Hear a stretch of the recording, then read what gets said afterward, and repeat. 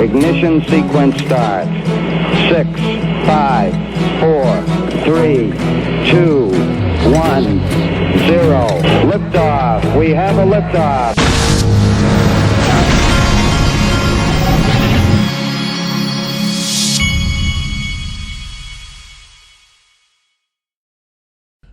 Hey everybody, this is the Digital Asset Investor, and before I get going, check it out, Masterworks.io, one of my sponsors, valuated art indices versus S&P 500 while everything's getting crushed out there. This is just one chart that you can look at where it shows contemporary art versus like the S&P 500. And here's some of the on Masterworks website. Banksy 32% annualized net return. Those are some crazy percentages, and it shows they've got charts that show contemporary art versus S&P 500.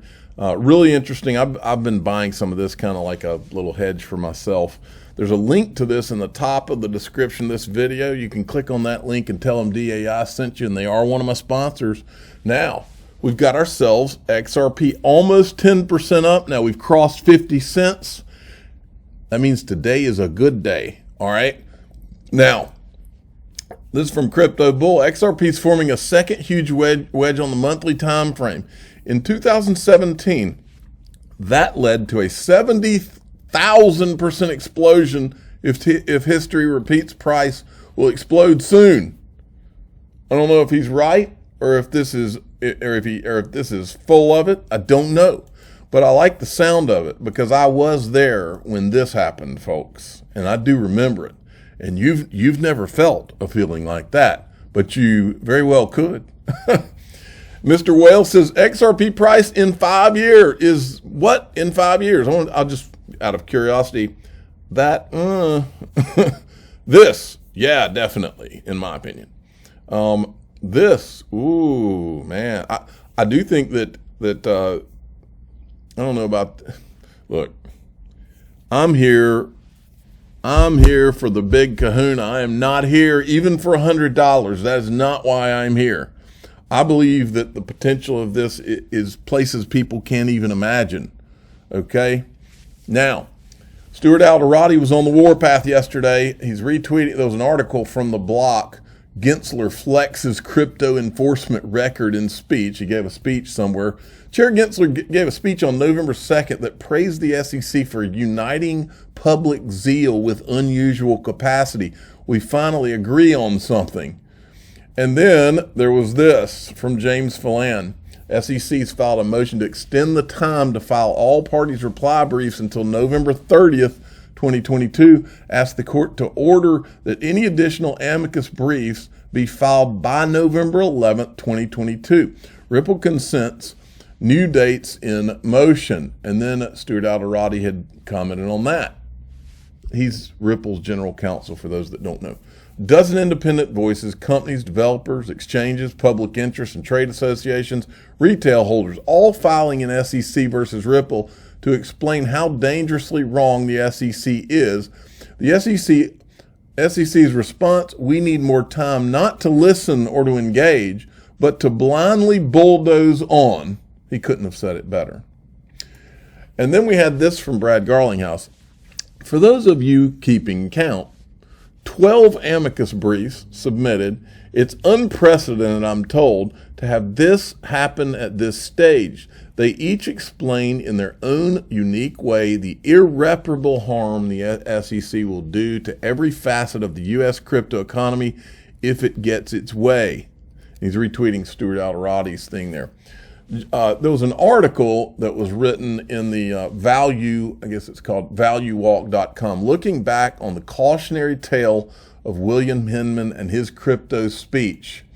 And John Deaton had retweeted this, and he says, great article. We must add the author to the list of grand conspirators because it reads, the ease by which high-ranking SEC officials can ignore federal ethics rules even after admonitions and warnings about their behavior. By the way, under the law, ignoring ethical rules is criminal. All right, now I wanted to go to this because Thinking Crypto had John Deaton on his show. My understanding is that this was, let's go look at it. I think, if I can get it to pull up, I believe. Hold on. Let's see. This is from 2 hours ago. Okay. So let's see this clip from Riz XRP right here. Talk about the Coinbase amicus brief specifically, because there's a lot to this, the backstory here, because Coinbase, and we talked about it in interviews in the past, their securities lawyers spoke to the SEC. The SEC said nothing. There was a lot of conversations back in 2017, 2018. Will Coinbase list XRP? Is there a security issue? They went ahead and listed.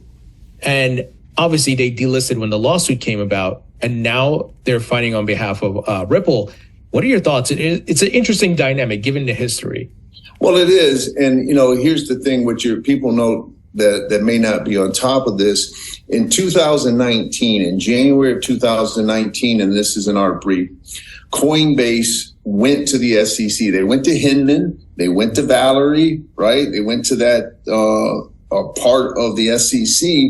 And they said, listen, we have evaluated in our system, the same system that you all complimented, XRP today is not a security.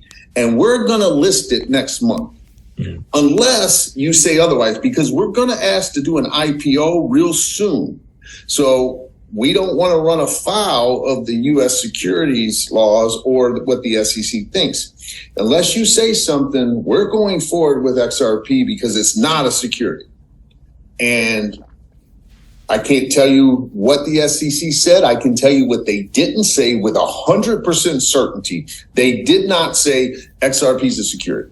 Right. Because Coinbase listed it on February 26, 2019. And Tony, what I bring out to the judge in our brief, not only did Coinbase list XRP, they promoted the shit out of XRP. Yep. Excuse the French, but they were like, USDC and XRP move money internationally for free in seconds. We're expanding Coinbase's business and cross-border payments utilizing XRP and USDC. That was Coinbase's promotion. And so that's a great clip. The Coinbase XRP listing, that is a huge, that makes the SEC look like crap, which they should look like because I was there. I remember when they listed XRP. You talk about an obvious, message to the markets that this is not a security. Think about how many people invest from that point because the SEC allowed it without saying anything. Think about how many people invested in XRP at that point that would not have otherwise invested, because a lot of people have only ever invested through the easiest way they could find into crypto, which is Coinbase. Think about how many people invested in XRP on that day that Coinbase listed it because the SEC did not tell Coinbase you can't do that that's a security. Think about that. That is how warped and sick what Gary Gensler is doing right now is because he knows exactly what I just said and continues doing what he's doing. And that is extremely disturbing. Now, I want to show you this before I go because this is a great thread by Jeremy Hogan. Let me give that a retweet. Ripple versus SEC case, it's more complicated than win or lose. There are 4 ways a legal case is resolved. 1, dismissal. We passed this stage. 2, settlement. 3, summary judgment. 4, trial. The final resolution is trial, but any piece of a case that can be resolved before then, any piece of the Ripple case could be settled and the remainder left to be tried. Ripple has stated it wants clarity for XRP token moving forward, and that piece could be settled, and the issue of Ripple's past sales could move forward to summary judgment or trial. At summary judgment, the judge can rule on any piece of the case and leave the remainder for trial. The judge could rule that no sales of XRP after the implementation of Ripple's ODL use, the XRP were securities, and everything prior to that will be left for trial. Another e.g., the judge could decide that all sales were securities and leave the issue of damages and scienter of the individual defendants for trial. Also, yes, judge could rule no sales for securities, and that covers all the pieces. The thought I'd throw that out there. Ripple has requested that the fair notice defense issue not be decided at summary judgment, but left for trial. This would, of course, only occur if Ripple loses on the securities violation issue, or at least a piece of it. Point being, the Ripple case has at least 4 pieces to it, and that leads to about 24 different possible outcomes. No doubt things are looking positive for Ripple, but don't be surprised if the judge issues a ruling and it takes some time to figure it out. Did they win? Yeah, I think he's right there. I'm the digital asset investor. I'm not an investment advisor. This is for entertainment purposes only. Please subscribe, hit the like button, tell your friends and family that this thing could end in, what did he say here? Let's see. Well, my mouse is acting up here. He said 24 different possible outcomes. Thanks for listening.